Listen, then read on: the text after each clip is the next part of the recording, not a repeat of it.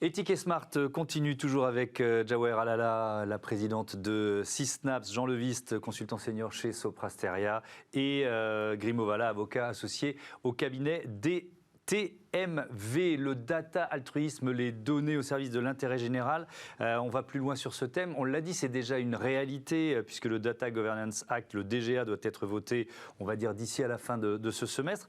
Jean Leviste, ça veut dire que dès maintenant, là, certaines l'ont sûrement fait, mais les entreprises doivent s'y préparer. On a compris qu'il y avait déjà un défi technique. Enfin, il y a de vrais défis à relever. Bien sûr, alors c'est le data altruisme, c'est aussi l'occasion aussi de régler ce problème de gouvernance des données au sein de l'entreprise. Alors concrètement, à court terme, il y a déjà une mise à jour juridique pour avoir conscience de cette notion-là. Mais à plus moyen terme, l'enjeu, c'est aussi d'identifier justement les données que l'on peut se permettre de partager, celles que, dans tous les cas, on ne partagera pas, d'identifier les projets auxquels on peut contribuer, et même, j'ai envie de dire, de manière plus large, aujourd'hui, les actions des grandes entreprises présentes notamment autour de leur responsabilité d'entreprise, qui sont parfois un peu décorrélées de leur activité quotidienne, il y a un enjeu stratégique de justement avoir une forme de cohérence entre les données qu'on peut générer au quotidien et les actions de DRSE qu'on peut mener à côté, pour essayer de les réunir ensemble, notamment dans des activités de data altruisme. Jawaher Alala, quel conseil vous donnez ou vous donneriez aux entreprises qui doivent là maintenant se préparer au Data Governance Act? Alors, le conseil, c'est effectivement d'accélérer un petit peu leur projet.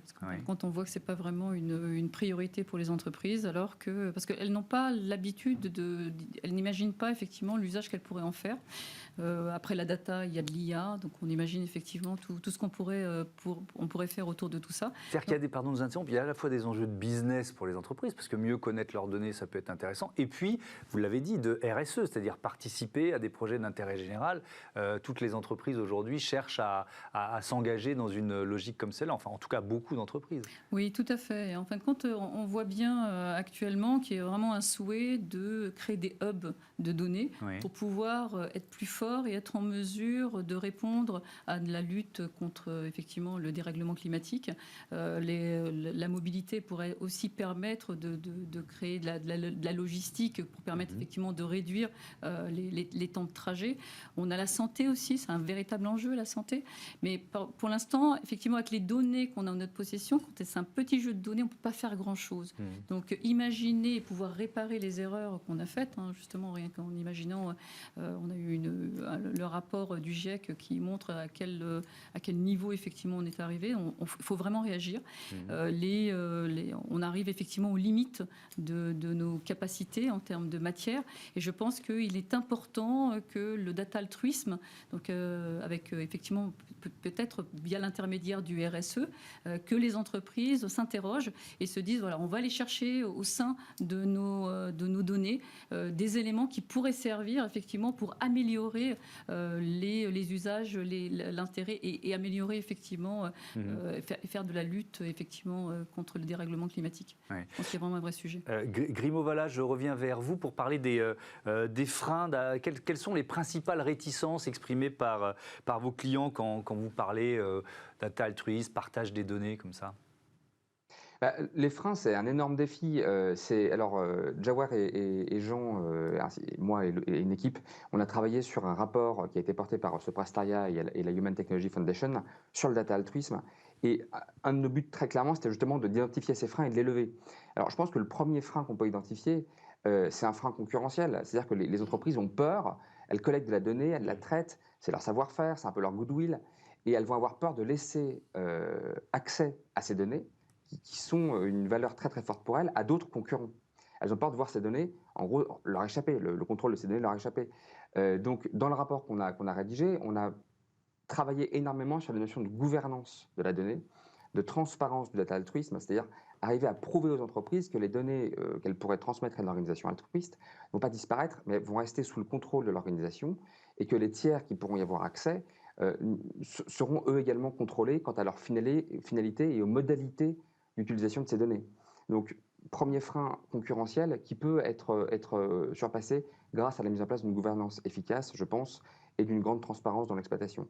Et puis, il y a un frein financier qui est évident et qui revient sans arrêt quand on parle de cette notion, c'est que collecter de la donnée et la transmettre, ça coûte de l'argent à l'organisation, c'est sûr, mais aussi aux contributeurs potentiels en données, que sont les entreprises. Une des solutions qu'on a trouvées pour arriver à dépasser ce problème, c'est de créer une sorte de crédit d'impôt. Et c'est une de nos préconisations, de créer une sorte de crédit d'impôt qui viendrait contrebalancer les coûts de collecte et de transfert de ces données d'une entreprise vers une organisation altruiste. Donc voilà, les deux grands freins qu'on avait identifiés, c'est ça, c'est un frein concurrentiel et un frein financier. Un mot sur le financement, Jean Leviste.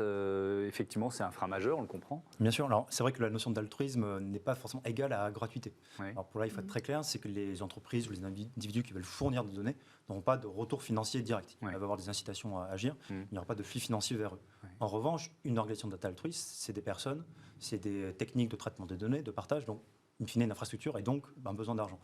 Pour ce faire, l'organisation data altruiste peut trouver un modèle de fonctionnement qui peut notamment passer par des licences spécifiques au data altruisme ou inspirées du mode de l'open source. Donc ça, c'est le tiers de confiance dont on parle depuis tout à l'heure, c'est ça, hein. Pour lui permettre d'assurer son activité justement de tiers de confiance. Par exemple, elle va récupérer des données de mobilité, les fournir à un autre acteur privé qui a un intérêt à agir parce qu'ils ont un projet d'une finalité d'intérêt général, et une partie des produits, des services développés, éventuellement sur un pourcentage du chiffre d'affaires, dans un cas, ou dans un autre cas, ça peut être qu'une partie des produits développés seront en open source. On peut imaginer tout type de financement, mais il y a besoin d'assurer un modèle d'affaires pérenne sur le long terme pour les organisations data altruistes. Oui, parce que Jawahir, il va falloir des experts.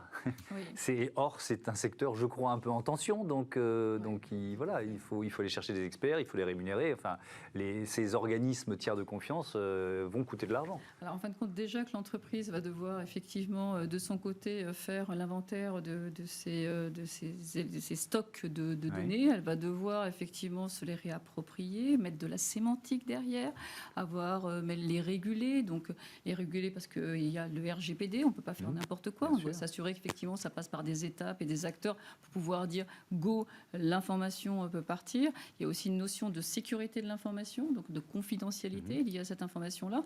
Et ensuite, vous avez la partie technique, ce qu'on appelle le life cycle, qui permet effectivement de dire, donc on a passé la partie regulation, et là on est dans l'objectif de comment on extrait l'information et comment on l'envoie. Donc on récupère ce fameux smart data pour pouvoir le fournir donc à la personne qui va bien.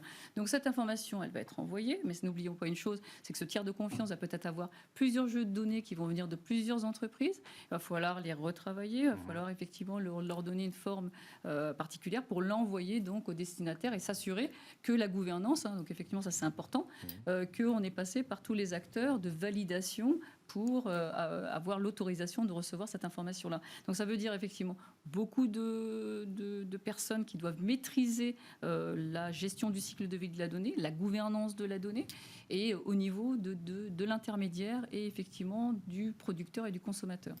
On l'a déjà évoqué, Jean Leviste, mais moi, à vous entendre là depuis une vingtaine de minutes, c'est vraiment un outil pensé pour la transition écologique.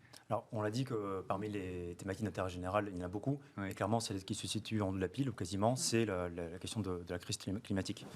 Et c'est pas simplement parce que c'est un sujet chaud, mais c'est aussi parce que c'est un sujet qui se prête bien aussi à l'apport de données. Parce qu'on est typiquement dans un cas où on a toujours besoin de plus d'informations sur les mobilités, sur les émissions de gaz à effet de serre, et ainsi de suite, sur la biodiversité aussi.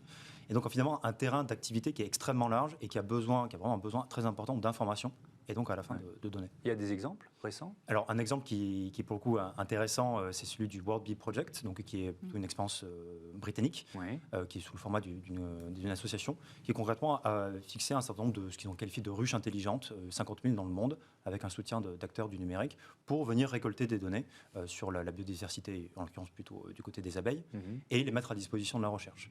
Alors une fois qu'on a dit ça, c'est en effet ce projet existe, il fonctionne bien, mais c'est vrai que la thématique concurrentielle autour de la production de miel et des abeilles, je ne la nie pas, mais c'est peut-être pas au même niveau que par exemple le secteur automobile. Et c'est pour là que les organisations data altruistes peuvent s'inspirer de ces projets qui aujourd'hui fonctionnent plus ou moins bien, en tout cas bien dans le cadre du World Bee Project, mais justement pour faire casser un certain nombre de verrous qu'on a évoqués dans les secteurs concurrentiels, qui ne sont pas prêts à être aussi actifs que par exemple dans le secteur des abeilles. Allez, un dernier mot avec vous, Grémo Valla. Vous êtes au Canada, je crois, en ce moment, à Montréal. Et je voudrais que vous nous parliez de ces travaux qui sont intéressants sur l'identité numérique des citoyens, parce que ça éclaire aussi notre débat. 30 secondes pour l'expliquer. 30 secondes pour l'expliquer. Oui, effectivement, je suis à Montréal justement pour travailler sur cette notion d'identité numérique, notamment avec le Conseil canadien de l'identité numérique. Le principe, c'est de se dire que sur Internet, de manière générale, on laisse des traces en permanence. Et le but, c'est d'arriver à créer un amalgame d'attributs, comparable à la carte d'identité, si vous voulez, qui vont permettre de diminuer la fraude, de diminuer les falsifications d'identité sur Internet, dans le monde numérique en général, mais aussi d'ajouter à cette identité tout un tas d'attributs, tout un tas de données complémentaires qui vont être remises sous le contrôle du citoyen. Et c'est super intéressant justement quand on parle de data altruisme, parce que pour pouvoir partager de la donnée, pour pouvoir faire quelque chose de cette donnée, il faut en avoir le contrôle. On ne peut pas partager sans avoir le contrôle. Et aujourd'hui, cette notion d'identité numérique, elle est hyper intéressante et elle est très complémentaire de l'altruisme, parce qu'on imagine bien dans le cadre de l'altruisme un citoyen qui a cette identité numérique, qui est protégée, qui est très sécurisée, qui comporte des attributs, et lui pourrait décider par ce biais de à qui est-ce qu'il donne accès à ces informations. Merci à tous. Pardon de vous avoir interrompu. C'était Mais je vous en prie. Éthique et Smart, et c'était passionnant de découvrir cette notion de data altruisme. À très vite sur Bismart.